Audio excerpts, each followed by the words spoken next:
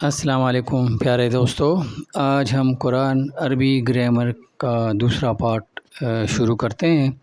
اس میں ہم اسم، فعل اور حرف کو ڈیفائن کریں گے۔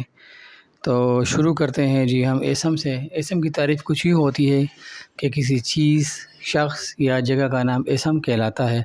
مثلا کتاب، کراچی، قلم، مزار قائد، اقبال پارک، میری اردو کی کتاب، محمد علی جناح، اکبر، اسما، جوتا، کپڑے، کمپیوٹر، کاپی وغیرہ، اس کو اسم کہتے ہیں۔ اچھا، ہم آگے چلتے ہیں فعل کی طرف۔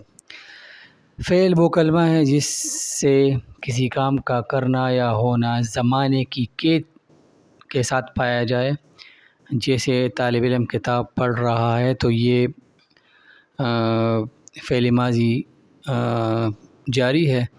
بچے کھیلیں گے تو یہ فعل مستقبل ہوگا۔ تو فعل ہمیشہ سے وہ کام جس میں کسی کا کرنا یا ہونا زمانے کی قید کے ساتھ پایا جائے تو اسے فعل کہتے ہیں۔ اگر زمانہ نہیں ہوگا تو پھر وہ فعل نہیں ہوگا۔ شکیلہ یہاں آئی، ٹھیک ہے، تو ابھی آئی، ٹھیک۔ اچھا، ان جملوں میں پڑھنا، کھیلنا، آنا فعل ہیں، ٹھیک ہے۔ فعل مصدر کی علامات مثلا جانا، کھانا، پینا، دیکھنا، آنا وغیرہ۔ تو آپ یہ اب دیکھ سکتے ہیں کہ جی اگر یہ کیا کہتے ہیں زمانے کی قید کے ساتھ کھیلنا، اب زمانے کی قید کے ساتھ نہیں آ رہا، ٹھیک ہے، کھیلنا، بس اس کو ہم مصدر کہتے ہیں۔ خیر، ہم آگے چلتے ہیں حرف پہ۔